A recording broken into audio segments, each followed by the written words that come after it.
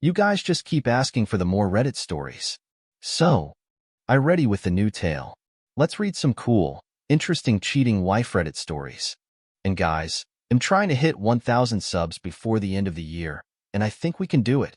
So please subscribe and let's get straight into this one. I followed my wife at the office party, and when I went into the toilet I saw this. The office party that year was something everyone had been buzzing about for weeks. I'd never gone to one before. I usually saw them as an excuse for people to let loose and blow off steam, not really my scene. But this time, I made an exception. My wife, Claire, had practically begged me to come along, saying everyone's spouses were attending. So, for once, I decided to humor her.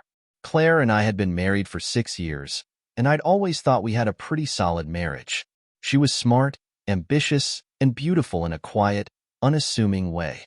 In public, she was composed and supportive, the kind of woman who knew how to make everyone feel comfortable. Behind closed doors, though, Claire was different. There were little things that I couldn't quite explain. Small secrets, side glances, messages she shielded from my view. But I'd always brushed it off, thinking she just had her own way of doing things. Yet, as I got ready for this party, that familiar unease crept over me. That night, the venue was buzzing with energy. Lights, music, people in suits and cocktail dresses mingling and laughing. Claire had dressed to impress, wearing a red dress that hugged her curves just right, and she was laughing and chatting with a group of her colleagues. I watched her from across the room, and I couldn't help but feel a twist of pride mixed with something else. Something dark, something I couldn't place. As I moved closer, I noticed the way she laughed with one of her colleagues, a man I vaguely recognized from the company picnic a few months back. Nathan was his name, I thought. He was taller than most, with an easy charm and an overconfident grin. I noticed he was a little too close to her, leaning in to hear her over the noise, his hand just brushing her arm as he laughed at something she said. Claire's face was lit up in a way I hadn't seen in a while, and it was unsettling. I joined the group, forcing a smile and extending my hand. Nathan turned and gave me a polite nod, though I could tell from the way his eyes darted back to Claire that he was just tolerating my presence. But Claire, as always, was charming and accommodating. She slid an arm around my waist and introduced me to everyone like I was the king of the world. Still, something about the way Nathan looked at her, like he knew something I didn't, gnawed at me. Hours passed, and I did my best to mingle, though I kept my eye on Claire. A few drinks later, she seemed to relax, and I noticed her taking more trips to the bar. Nathan was often right there, ordering drinks with her, laughing about some shared joke I wasn't part of. At one point, Claire caught me watching them and shot me a quick smile, though her eyes betrayed a flicker of something else, a hint of irritation, perhaps, or maybe guilt. I brushed it off, telling myself I was overthinking things.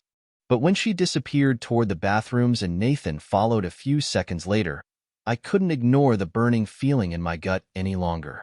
I excused myself from a conversation, not really caring what anyone thought, and followed them, hanging back just enough to keep out of sight. The hallway near the bathrooms was empty, and I felt my heart pounding in my chest as I walked down, listening for any sound. And then I heard it, whispered voices, hurried breaths coming from the direction of the women's restroom. I froze in the hallway, trying to piece together what I was hearing. My mind was racing, coming up with 100 different explanations, each more desperate than the last. Maybe they were just talking privately? Maybe Nathan was comforting her, or there was some work issue they couldn't discuss openly. But deep down, I knew. It was the tone of their voices, low, intimate, almost playful. I took a step closer, moving as quietly as I could, and peered around the corner. The restroom door was cracked open just enough for me to make out their shapes. Nathan was leaning against the sink, one hand on her waist as she faced him, her head tilted back slightly as she laughed at something he said. The sight was like a punch to the gut. Here was my wife, the woman I had trusted completely, standing with another man, looking at him in a way that she hadn't looked at me in a long time. Every instinct in me wanted to burst through the door and drag her out of there, but I held back. I needed to see how far she'd go. I needed the truth.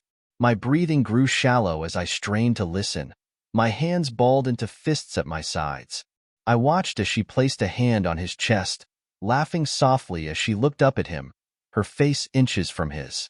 And then, in one swift, painful moment, she reached up and kissed him. The world went silent. I felt my chest tighten as if the air had been sucked out of the room. My head spun, and for a second, I was sure I was going to be sick. There was no mistaking it now. This wasn't some innocent misunderstanding. This wasn't a friendly hug or an accidental touch. This was my wife, kissing another man, looking at him the way she used to look at me. Rage flooded through me, hot and blinding. Every instinct screamed at me to storm in, to grab Nathan by the collar and make him pay for what he was doing. But I forced myself to stay put, my fists clenched so tightly that my nails dug into my palms. Confronting them here, in the middle of the restroom, wouldn't get me what I wanted. I needed something more, something that would ensure they couldn't twist this around, couldn't deny what they had done. So I did the only thing I could think of. I pulled out my phone, angling the camera through the crack in the door, and hit record. I couldn't bear to watch the screen, so I focused on keeping my hands steady, listening to their laughter, their whispered words that twisted the knife deeper with every second. I was numb, barely aware of the seconds ticking by as I captured the evidence I needed. After what felt like an eternity, I stopped the recording and slipped back into the hallway, leaning against the wall as I tried to process what I had just seen. I didn't know how long I stood there, my mind racing through a tangled mess of thoughts. Anger, betrayal, heartbreak. My marriage, the life we had built together, suddenly felt like a lie. I tried to imagine how she could look me in the eyes after this, how she could come home every night and act as if everything was normal. I was so wrapped up in my thoughts that I didn't even hear her coming until she was right in front of me. She stopped, her eyes widening in surprise when she saw me standing there. For a split second, I saw a flicker of guilt in her eyes before she forced a smile, brushing a strand of hair behind her ear. "There you are.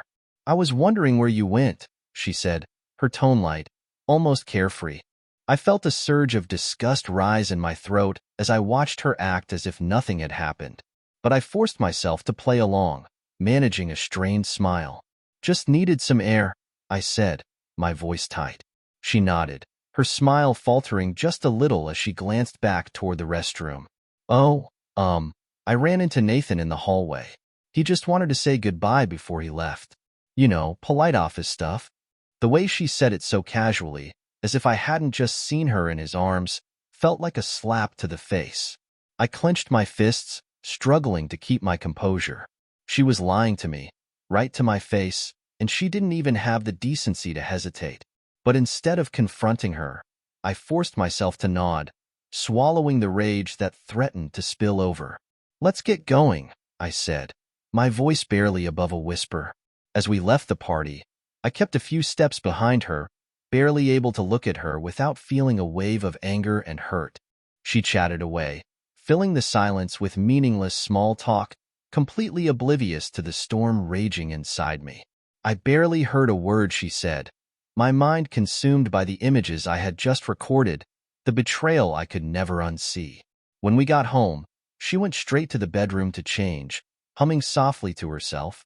I stood in the living room, staring at my phone, replaying the video over and over, as if hoping each time that I would wake up and find it was all some twisted nightmare. But it was real, and it was about to change everything. The days after the party were a blur of suppressed rage and simmering tension. Claire went about her routine as if nothing had happened, smiling over breakfast, texting me during the day with her usual, "Hope you're having a good one" messages. It was surreal, watching her pretend to be the loving wife when I knew exactly where her loyalties lay. Every time I looked at her, I could see her in that restroom, wrapped around Nathan. I couldn't take it anymore. I needed to know if this was a one-time betrayal, or if there was more hiding beneath the surface. That weekend, I waited for her to leave for a yoga class and dove into our shared laptop. Claire was cautious, but I'd noticed she had recently installed a new messaging app. It took me a few tries, but I cracked her password and opened the app, my heart pounding as I braced myself for what I might find. The first message was from Nathan. "You're amazing. Can't stop thinking about last night." My grip tightened on the laptop. I scrolled through, feeling the bile rise in my throat as I read their exchanges. They were flirting openly, talking about stolen moments at work, sending each other private jokes and innuendos. The messages went back weeks.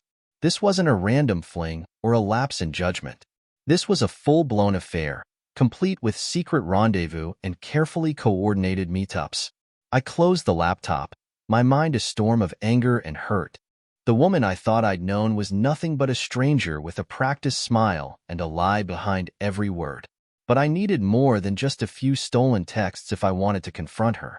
I wanted her to know that I had seen every side of her, that I knew all of her ugly secrets. So I made a decision. I was going to follow her.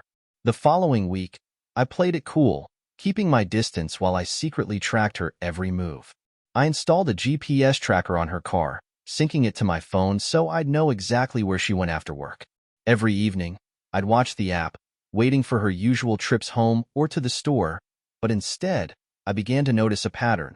A restaurant across town, a coffee shop tucked away in a quiet corner of the city, always at odd times when she was supposedly running errands or staying late for work. On Thursday, I got a notification just before 5 p.m. Her location was showing at a hotel I didn't recognize. I checked the address. It was one of those quiet, discreet hotels in a part of town where people go to keep things hidden. I barely remember the drive over. My pulse was pounding in my ears as I pulled into the parking lot, my eyes scanning for her car. There it was, parked toward the back. I stayed a distance away, watching from my car as I saw her emerge, looking around carefully before heading toward the entrance. I waited a few minutes, forcing myself to calm down before I went inside. My mind was racing with possibilities, each one darker than the last. Was Nathan meeting her here? Was this their secret spot? I needed to see for myself, to have undeniable proof. As I approached the reception desk, I spotted a young woman working behind the counter. She was too busy with paperwork to notice me right away. "Excuse me," I said, keeping my voice calm. "My wife forgot her room number, and she sent me to check in for her." "Claire Jacobs?" The receptionist glanced up, typing into her computer with a nod. "Ms. Jacobs is in room 214. She checked in about 10 minutes ago." "Thank you," I replied, struggling to keep my tone polite. I felt a strange calm settle over me as I headed toward the elevator. Room 214. I clutched my phone tightly, every nerve on edge as I took the elevator to the second floor. The hallway was quiet, almost eerily so, as I approached her door. I pressed my ear against it, straining to hear any sound that might give me a clue. For a moment, I thought I could hear faint laughter, muffled voices, but I couldn't be sure. I reached for the handle, and to my surprise, the door opened. She hadn't even bothered to lock it. I stepped inside, my footsteps silent on the carpet. The room was dimly lit, with the curtains drawn and the faint sound of music playing from a speaker on the nightstand. And there, lying across the bed, was Claire, laughing, her head thrown back as Nathan leaned over her, his hand resting possessively on her hip. They hadn't noticed me yet, too wrapped up in each other, in whatever world they thought they could keep hidden. For a moment, I just stood there, watching them, feeling a cold detachment as I took in the sight. Claire, the woman I'd trusted with everything, tangled up with another man without a care in the world. I cleared my throat, my voice barely above a whisper. "Having fun, Claire?" Her laughter froze, and her eyes snapped open, locking onto mine. The color drained from her face as she sat up, pushing Nathan away in a panic. "Oh my God," she stammered, her voice trembling. "Mike, I didn't." Nathan scrambled to his feet, pulling on his shirt, but I barely even looked at him. My focus was on her, on the pathetic look of guilt and fear in her eyes as she tried to come up with an excuse, a lie that could save her. "Don't bother," I said, my voice cold. "I've seen everything I need to see." She opened her mouth to protest, but I held up my phone, letting her see the video from the office party, her betrayal captured in clear, undeniable detail. Her face fell as she realized what I'd done, the evidence that was now in my possession. She looked helpless, trapped, as if she knew there was no way out. Nathan, meanwhile, was watching me with a mix of defiance and irritation. He seemed less guilty than annoyed that he'd been caught. "Maybe you should calm down, buddy," he said, his voice laced with arrogance. This isn't as big a deal as you're making it out to be. I turned to him, feeling a surge of anger I could barely contain. You think I'm making a big deal out of this? I took a step closer, forcing him to back up until he was pressed against the wall. You have no idea who you're dealing with. He raised his hands defensively, his bravado fading under the weight of my glare. All right, man, all right. I didn't mean anything by it. Claire and I were. We were just. I cut him off, my voice dripping with contempt. You were just what? Trying to destroy my marriage? Claire tried to step between us, her hand reaching out as if she could somehow defuse the situation. Mike, please, she whispered, her voice pleading. It's not what you think. We were just talking. It was nothing serious. Nothing serious? I repeated, my voice cold. I turned my gaze back to her, feeling the weight of all her lies pressing down on me. I've seen the messages, Claire. I've seen it all. So don't stand there and insult my intelligence. She looked down, her hands trembling as she struggled for words, for anything that could explain away what she'd done. But there was nothing left for her to say. She had betrayed me, and there was no going back.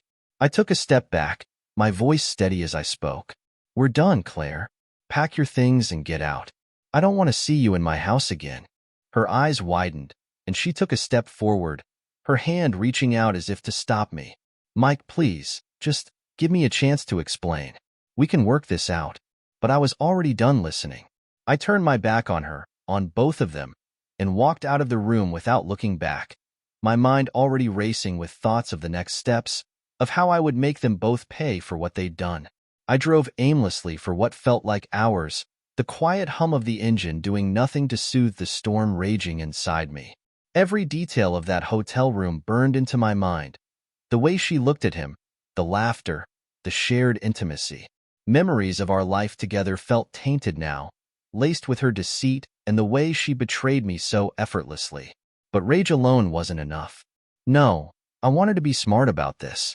Claire had done this in secret, hidden it behind fake smiles and casual lies, all the while assuming I'd never find out. She was cunning, and for all her pleading at the hotel, I knew she wouldn't make this easy. If I was going to confront her fully, I needed to be prepared. I needed her to suffer, to feel the pain of knowing her carefully constructed lies were about to crumble. That night, I barely slept. I spent hours going through every message, every video I'd recorded, cataloging it all. I wasn't just a furious husband. I was a man on a mission. By morning, I knew what I needed to do. When Claire came home the next day, I was waiting for her. She looked like a ghost, her face pale, her eyes red-rimmed as if she'd been crying. Good. Let her cry, I thought. She had no idea what I had in store. Mike, she whispered, barely daring to look me in the eye. Can we talk? I gestured to the couch, watching as she sank into it with a defeated sigh. She looked up at me, her hands clasped tightly, her lips trembling as if she were about to break down. I know you're hurt, she began, her voice barely a whisper. And I don't blame you for being angry. I don't even know how to explain what happened.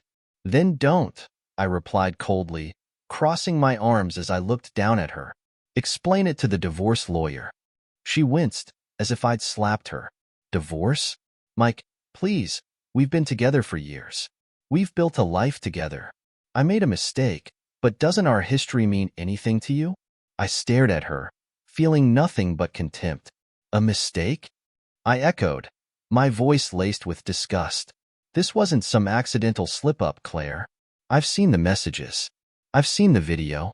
This was a deliberate choice, one you made over and over again. She shook her head, tears slipping down her cheeks. I know I messed up, but I never wanted to hurt you, Mike. I swear, it didn't mean anything. It was just a distraction. A distraction? I laughed bitterly. So that's all I am to you then? Just something you need to get away from? She sobbed, her hands covering her face. No, it's not like that. I've been going through something, Mike. I can't explain it, but I felt so lost. And Nathan, he was just there, making me feel noticed, making me feel like I mattered. I could hardly stand to hear her excuses. You think I don't notice you? You think I haven't been here, trying to make this marriage work while you were off doing whatever it is you've been doing with him? She looked up, her face twisted in pain. It wasn't about you, Mike. It was never about you. I didn't know how to handle what I was feeling.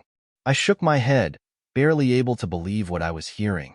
Well, you handled it by betraying me. And now, you're going to face the consequences. I didn't give her a chance to respond. I reached into my pocket and pulled out my phone, pulling up the video from the party. Her eyes widened as she realized what I was doing, her face turning pale as I hit play and held it up to her. She stared, her mouth opening in shock as she watched herself on screen, wrapped around Nathan, laughing, kissing him like a schoolgirl caught up in a crush.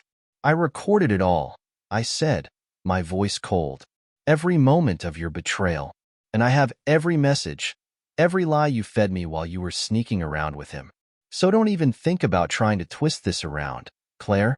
I've got all the proof I need. Her hand shot up to her mouth, tears spilling down her cheeks as she looked at the damning evidence in my hand. Mike, please, you can't show that to anyone. I'll lose everything.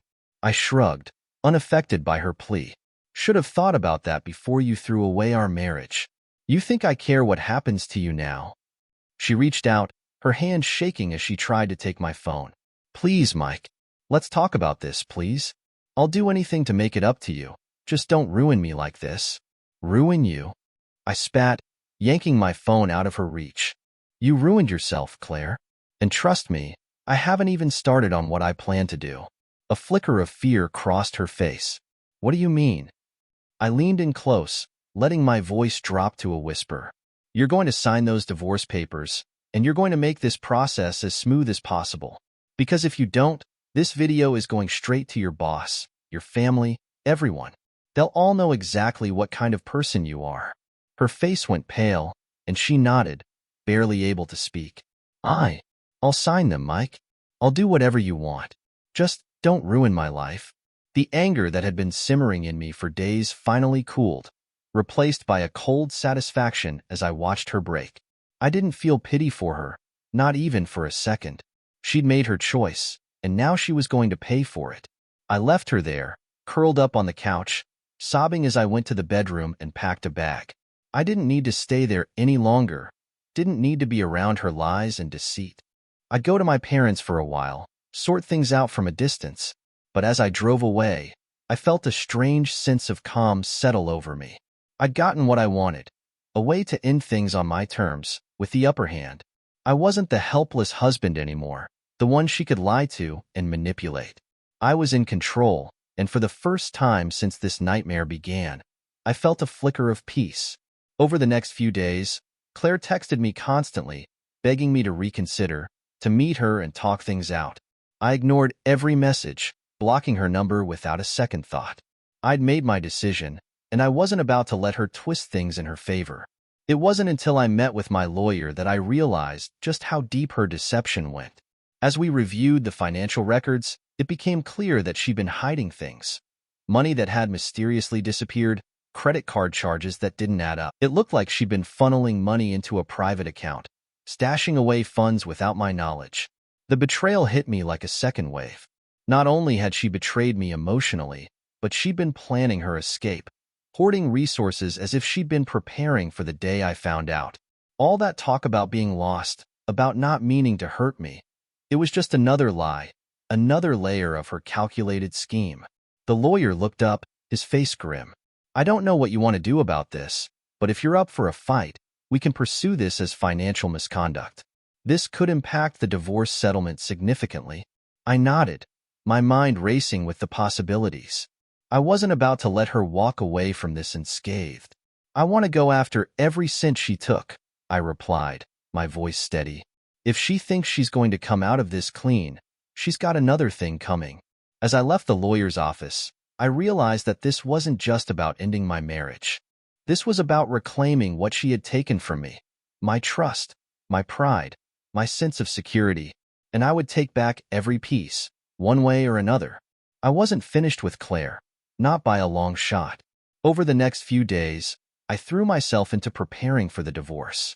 Every detail of our finances, every piece of her betrayal, I scrutinized it all with a fine-tooth comb, building an airtight case. My lawyer was relentless, pushing me to gather every bit of proof that Claire had siphoned funds and kept secrets.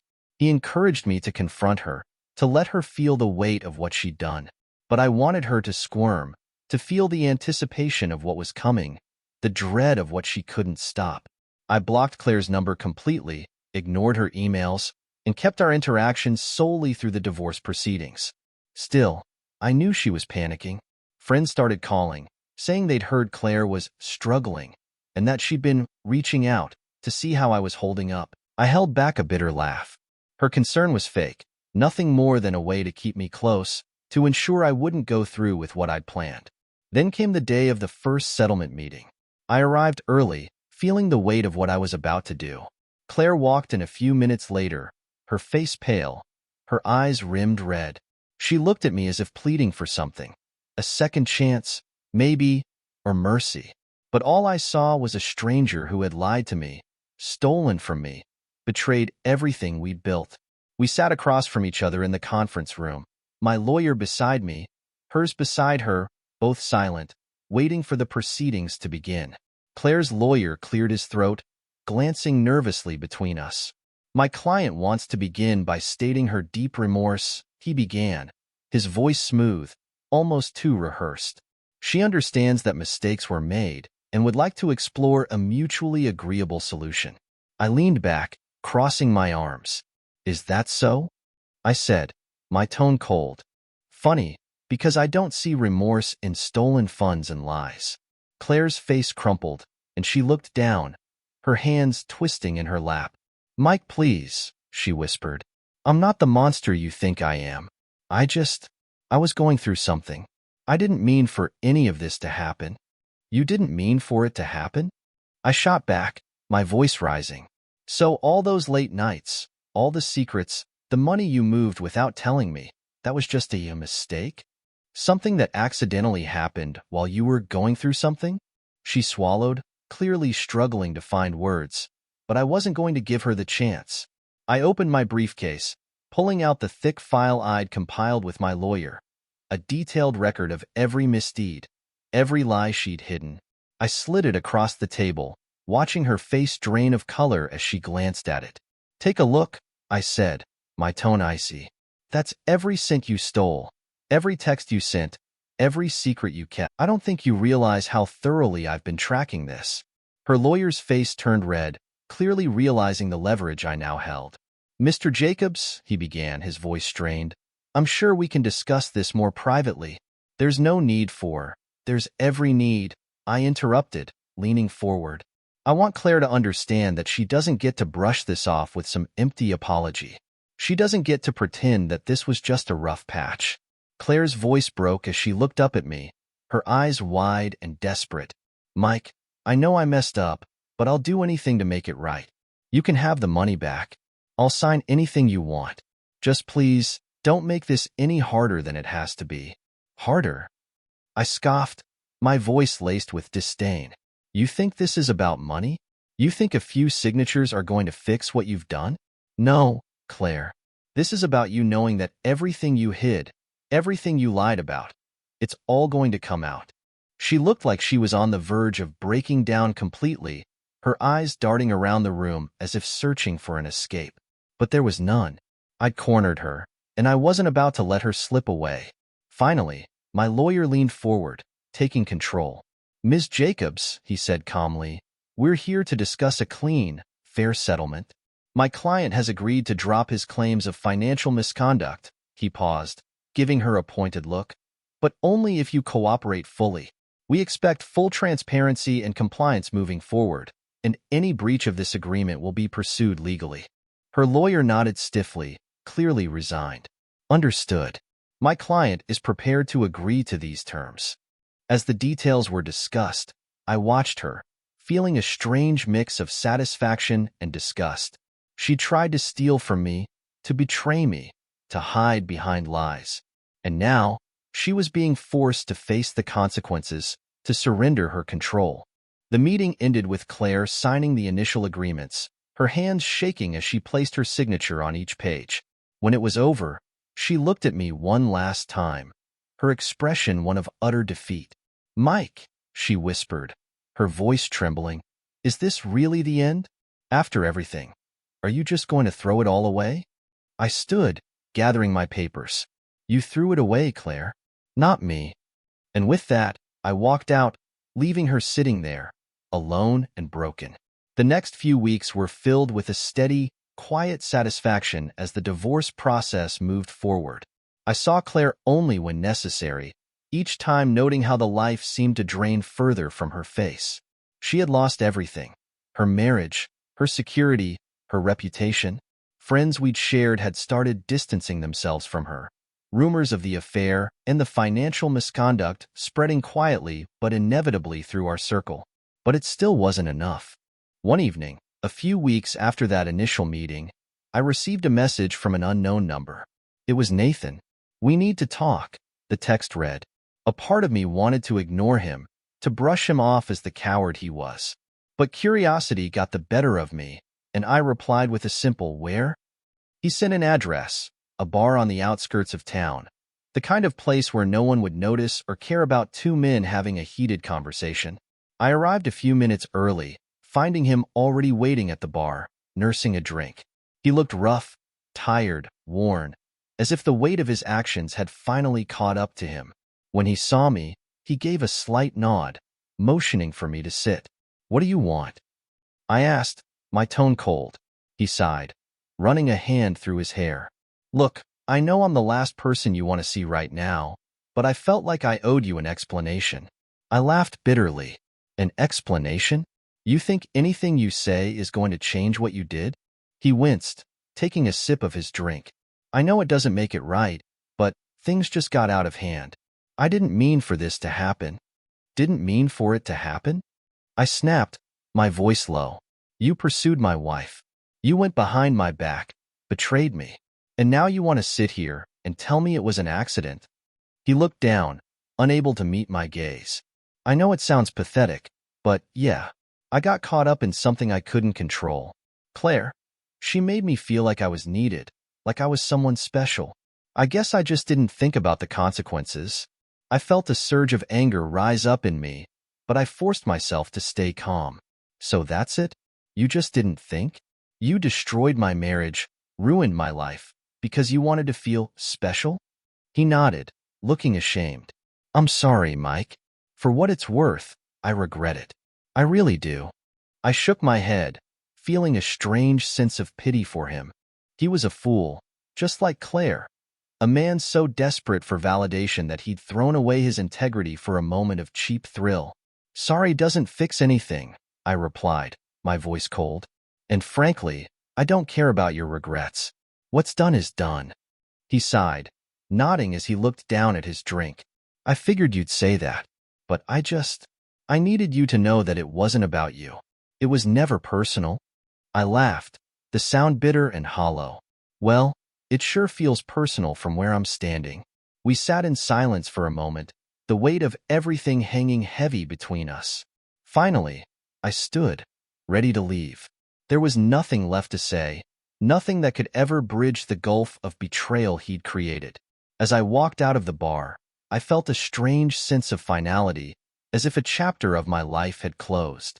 I was done with him, done with Claire, done with everything they represented. It was time to rebuild, to move forward, to reclaim the life they tried to destroy.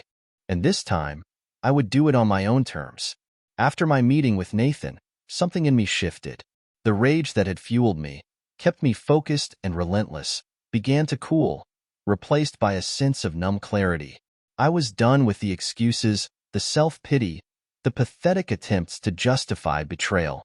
There was only one task left: ending things completely. The divorce proceedings continued, each meeting with Claire colder than the last. I hardly recognized the woman sitting across the table from me anymore. Gone was the charming, light-hearted woman I thought I'd married. In her place was someone broken, desperate, and barely holding it together.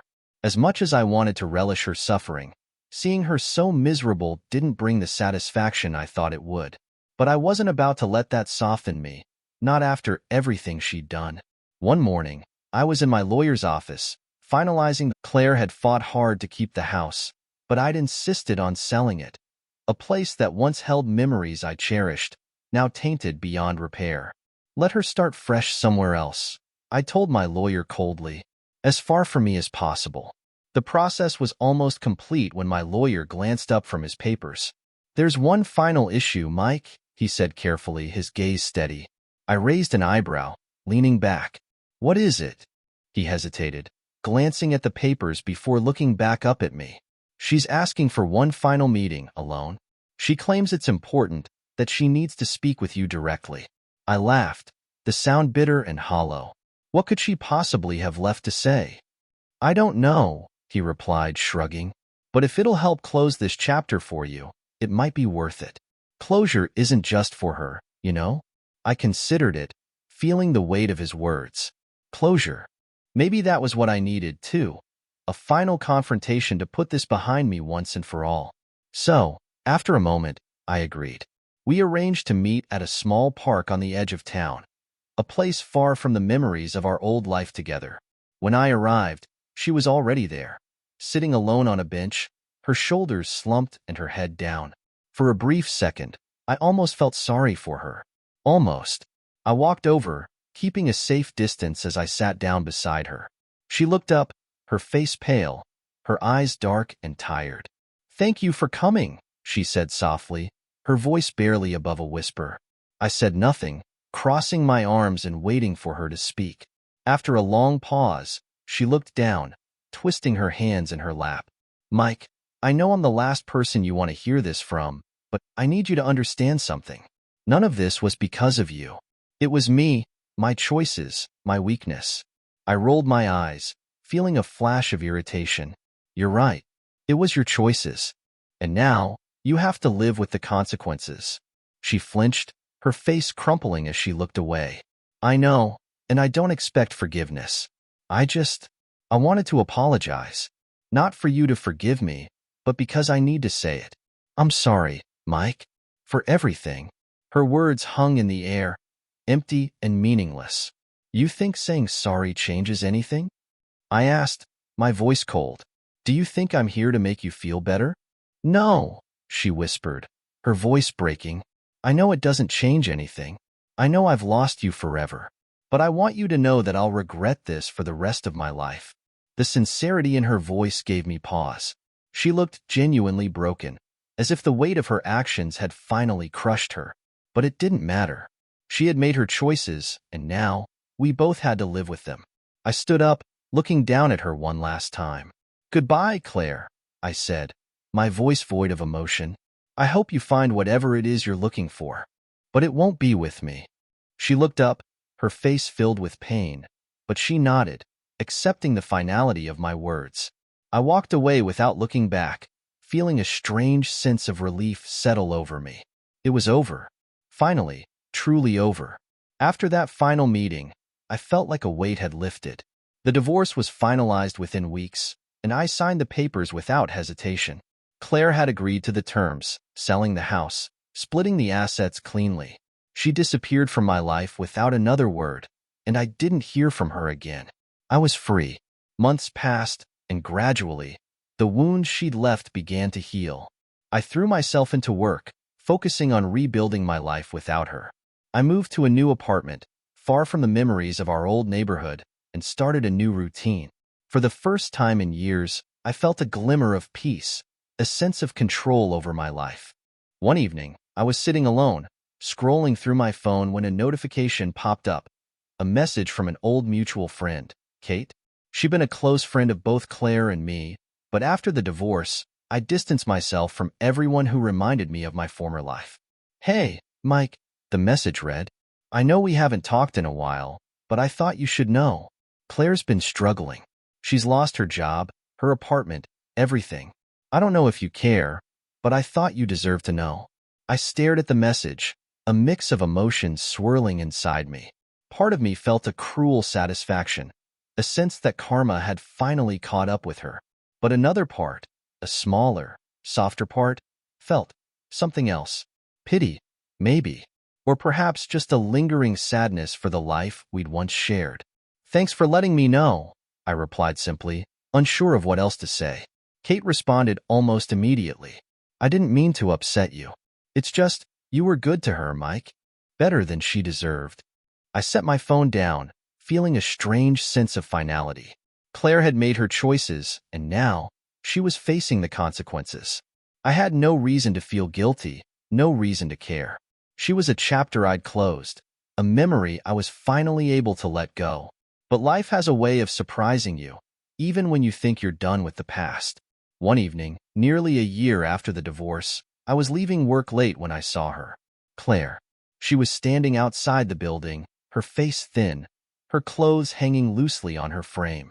She looked up as I approached, her eyes wide, almost fearful. Mike, she said softly, her voice barely audible. I stopped, feeling a mix of shock and wariness. What are you doing here? She looked down, her hands trembling as she clutched her coat. I didn't know where else to go. I know I'm the last person you want to see, but I'm desperate, Mike. I've lost everything. I stared at her, barely able to believe what I was hearing. That's not my problem, Claire. I know, she whispered, tears welling up in her eyes. I know it's not, but I need help, Mike. Just a little. I have nowhere else to turn. Her plea stirred something deep within me, something I didn't want to acknowledge. I wanted to walk away, to leave her standing there with her regret and her misery. But a part of me, a part that still remembered the woman I'd once loved, couldn't ignore her completely. Why should I help you? I asked, my voice cold but tinged with something softer, something I didn't want to admit. She looked down, her shoulders shaking as she held back a sob. Because I know I don't deserve it. And that's why I'm asking. Not as your wife, not as someone who hurt you, but as a person who has no one left. I took a deep breath, wrestling with my emotions. She had destroyed our life together, left me shattered and alone. And now, she was back, begging for help, hoping I'd find some shred of mercy left for her. Against every instinct, I found myself nodding, a small gesture that held a world of weight. Fine, I'll help you get back on your feet. But that's it. No more favors. No more second chances. She looked up, her eyes filled with gratitude and something else, maybe a glimmer of the person she'd once been. Thank you, Mike. I don't know what else to say. Don't say anything, I replied, my voice empty. Just get your life together. She nodded, wiping away a tear as she looked down. I will. I promise. As I walked away, a strange sense of closure settled over me. I'd given her one final chance, a lifeline she didn't deserve. But it wasn't for her. It was for me, a way to finally let go of the anger, the bitterness, the pain. I was ready to move on, to start fresh. And for the first time, I felt like I truly could. After that night, Claire faded from my life for good. I held up my end of the deal, helping her get a small apartment and loaning her enough to get by until she found a job. She kept her word and disappeared quietly, leaving me with nothing but the faint, bitter memory of what had once been. In the weeks that followed, I began piecing myself back together. I threw myself into work, joined a gym, and started taking on new projects, ones I'd always put off when Claire was in my life. I'd finally built something for myself, a life that was mine alone, untainted by her shadow. I was finding peace, real peace. Days turned into weeks, and with each passing day, the anger, the hurt, the memories began to fade. I began seeing friends again, enjoying dinners out, getting back into my old hobbies. Life was finally moving forward, and I felt free. Then, out of nowhere, came another twist in the story I thought was long closed. One evening, I got a message from Kate, the friend who'd kept me informed of Claire's struggles after the divorce. Kate had stayed supportive through everything, and even though I'd avoided the topic of Claire for months, she occasionally checked in to see how I was doing.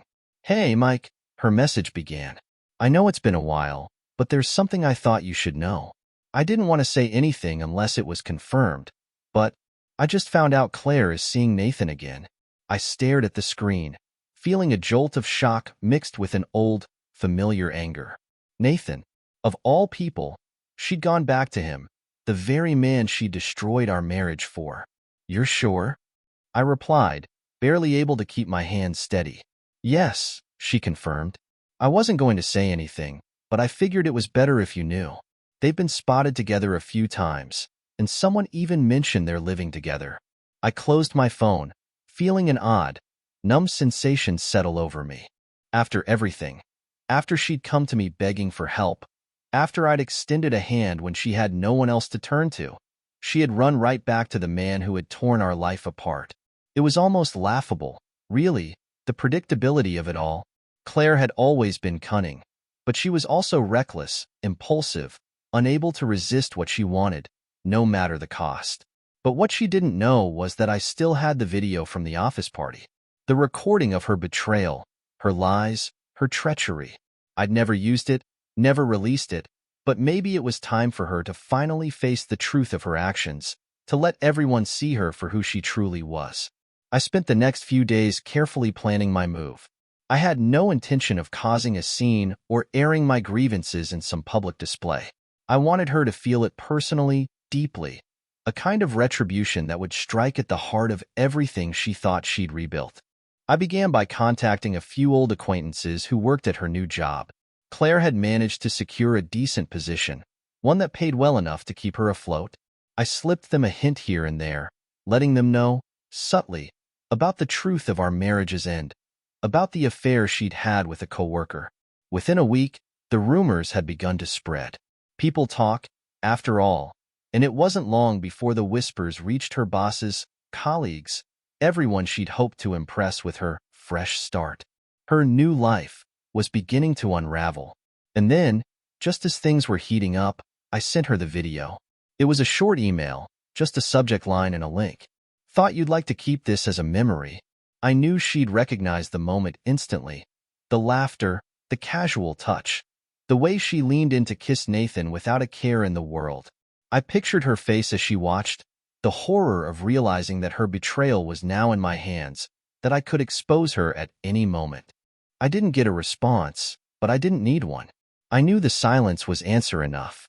I could almost imagine the panic that had probably set in, the desperation as she tried to figure out what I planned to do with it. The next week, I received an unexpected call from an unfamiliar number. I hesitated for a moment before answering, my curiosity getting the better of me. Hello? There was a pause on the other end, and then a familiar voice broke through the silence. Mike, it's Nathan.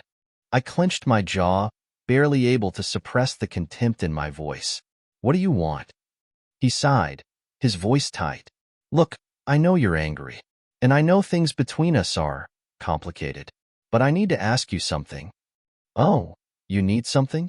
I laughed, the bitterness bubbling up. After everything you did, you think I'd do you any favors? This isn't for me, he replied, his voice pleading. It's for Claire. I felt a strange chill at his words, a mix of anger and curiosity. What about her? She's struggling, Mike. She hasn't been herself lately. She's paranoid, afraid someone's out to ruin her. She's even talking about leaving her job, moving away. I don't know if you had anything to do with it, but if you did, just let it go, man. She's been through enough. I let his words sink in, feeling a strange satisfaction settle over me. My actions had done their job. She was finally facing the reality of her choices, the consequences of the life she'd so carelessly destroyed. Through enough? I said coldly. She's only just started to pay for what she did. And if you think I'm going to feel sorry for her now, you're even more deluded than I thought. Mike, please, he said, his voice desperate. I know I don't deserve to ask for anything, but she's broken. She's not the same person. Good, I replied, my voice hard. Maybe now she'll understand what it feels like to have her life torn apart. I hung up before he could respond, feeling a strange mix of satisfaction and emptiness. Claire had destroyed everything I cared about, and now she was finally seeing the other side. She was finally feeling the weight of her own actions, the pain of betrayal, of loss, of facing a world where no one could be trusted. And for once, I felt free. In the months that followed, I threw myself fully into my own life, leaving her drama, her lies, her chaos in the past where they belonged.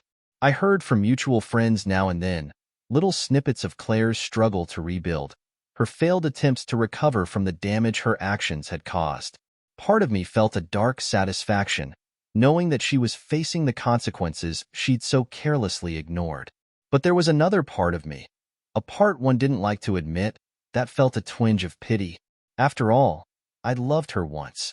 She'd been the center of my life, the woman I thought I'd grow old with. There were times I remembered the good moments, the laughter, the shared dreams, the life we'd built before it all went wrong. And sometimes, I wondered if things could have been different if she'd made other choices. But those moments passed quickly, fading like a distant memory. Because in the end, she'd made her bed. And now, she was lying in it alone.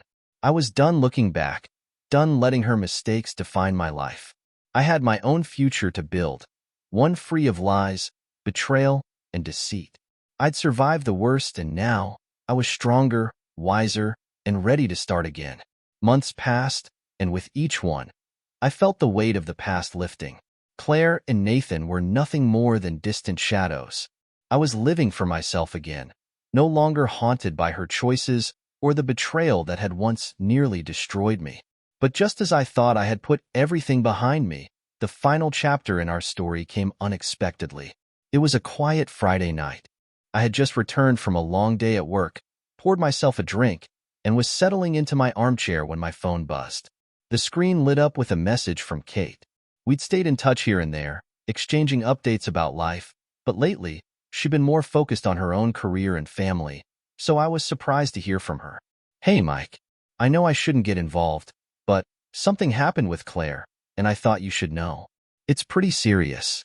My first instinct was to ignore it, to dismiss it as yet another piece of drama from the woman who'd caused enough chaos to last me a lifetime. But curiosity got the best of me. "What is it?" I typed back. A few minutes passed before Kate responded, and when she did, her message was short but enough to chill me. "Claire tried to hurt herself. She's in the hospital now, and she's asking to see you." The words hit me harder than I'd expected. Claire had been out of my life for months, just a name in passing, a ghost of the life we'd shared. But now, knowing she'd sunk so low, that she'd reached a point of such despair, it shook something deep inside me. I didn't want to go. She was the one who'd made her bed, who'd torn our life apart. She had chosen her path, and now, she was living with the consequences. But as I sat there, the minutes ticking by, a strange sense of responsibility crept over me. No matter how much I wanted to deny it, we had shared a life once. And maybe, just maybe, I needed to close this chapter the right way, not out of anger, but out of closure. So, reluctantly, I went. The hospital was quiet, sterile. I found myself walking through the halls in a daze, barely registering the hum of machinery, the low murmur of voices. Finally, a nurse directed me to Claire's room. When I entered, I barely recognized her. She looked frail, her face pale, her eyes hollow. She was lying in the bed, staring out the window, her arms wrapped tightly around herself. When she saw me, her eyes widened, and for a moment, I saw the woman I'd once known. The Claire who'd laughed with me, dreamed with me, been my partner in everything. "Mike," she whispered, her voice breaking. I stood there, unsure of what to say, unsure why I'd even come. "Kate told me what happened," I said, keeping my voice steady. "Are you okay?" She nodded, looking down, her hands twisting in her lap. "I don't know. I'm not even sure how I ended up here, if I'm being honest. It's all a blur." Silence hung between us, heavy and uncomfortable. Finally, she looked up, her eyes filled with regret. "I'm sorry, Mike.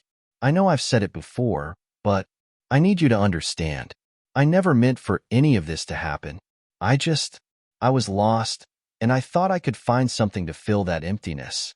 I clenched my jaw, feeling a familiar flash of anger.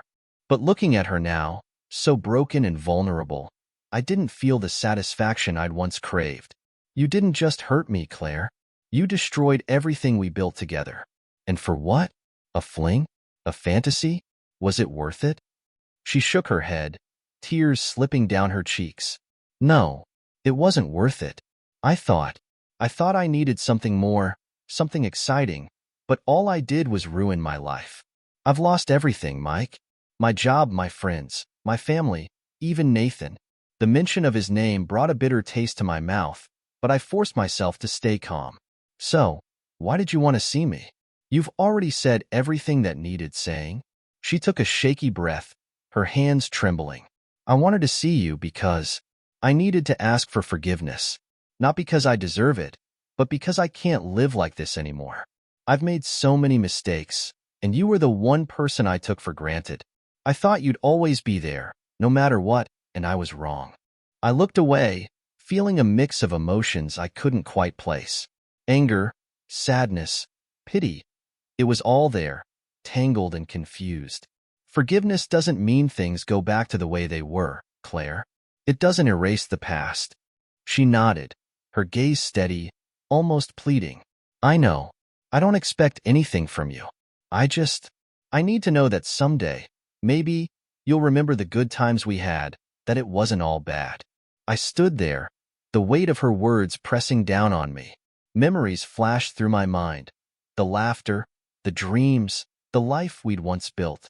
She was right. There had been good times, moments when I truly loved her, believed in her. But those moments were gone, lost to the lies and betrayal that had shattered our marriage. I can't forget what you did, I said finally, my voice quiet. But maybe, in time, I can forgive it. Not for you, but for myself. She closed her eyes, a single tear slipping down her cheek. Thank you, she whispered.